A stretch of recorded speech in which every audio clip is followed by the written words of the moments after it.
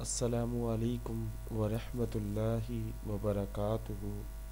حکایت سعدی، ایک چھوٹا سا مختصر سا واقعہ، کہانی کہہ لیں، واقعہ کہہ لیں۔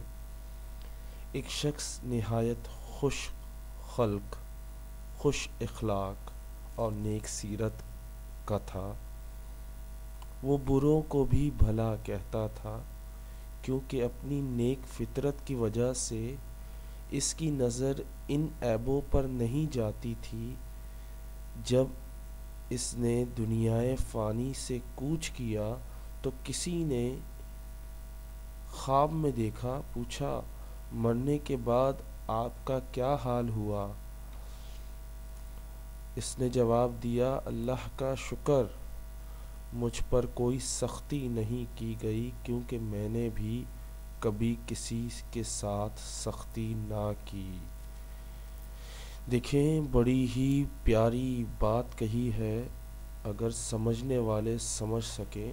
آپ کا اخلاق اور انسانوں کی مدد کرنا، یعنی خلق خدمت، انسانوں کی خدمت کرنا، اپنا اخلاص کو بہتر بنانا، اپنی زبان کا استعمال ایسے کرنا کہ کسی کی دل آزاری نہ ہو، کسی کو تکلیف نہ ہو، جو بروں کو بھی بھلا کہتا ہو۔ کیونکہ وجہ کیا ہے؟ ہم بروں کو بھلا کب بولیں گے؟ جب ہم ان کی عیبوں کو نظر انداز کر دیں گے۔ کیونکہ اگر ہم کسی کے سامنے کسی کا عیب کھولتے ہیں تو اللہ ہمارا بھی عیب آخرت میں کھولے گا۔ یعنی کسی کا راز، کسی کا سیکرٹ، کسی کی کوئی بات آپ کو معلوم ہو گئی ہے تو اسے اپنے تک رکھیں، دوسروں کو نہ بتائیں۔ کیونکہ اگر آپ نے بتایا، آپ کو دوسرے کا احساس نہیں تو اللہ بھی آپ کا احساس نہیں کرے گا۔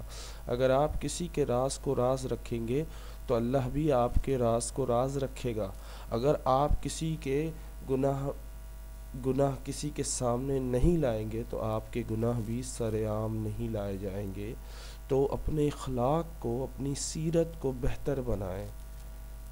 لوگوں پہ نکتہ چینی، لوگوں کے عیبوں کو نکالنا، لوگوں کو تنقید کرنا، لوگوں کو طنز کرنا چھوڑ دیں۔ اللہ کے بندوں کو تکلیف دینا چھوڑ دیں، وہ چاہے کسی بھی مذہب سے ہو، کسی بھی فرقے سے ہو، کوئی بھی ہو، تکلیف دینا چھوڑ دیں، صرف اس لیے کہ میرا اللہ راضی ہو جائے۔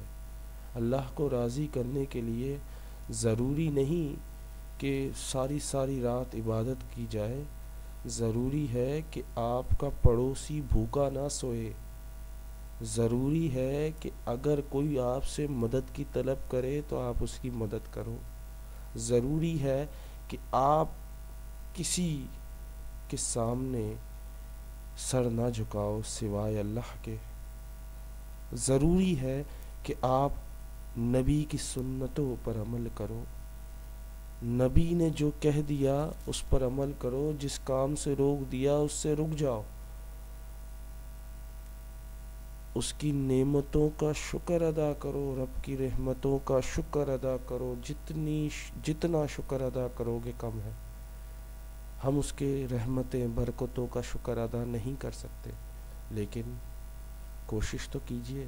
الحمدللہ، اے رب کائنات، اے رب عظیم، اے رب کریم، اے مالک کائنات، اے اللہ، ہمیں معاف فرما دے، ہم سے راضی ہو جا، ہمارے گناہوں کو بخش دے، ہم سے راضی ہو جا، ہمارے ماں باپ کو بخش دے، ہمیں، ہمارے ماں باپ کو اور تمام مومنوں کو بخش دے اور جنت عطا کر دے۔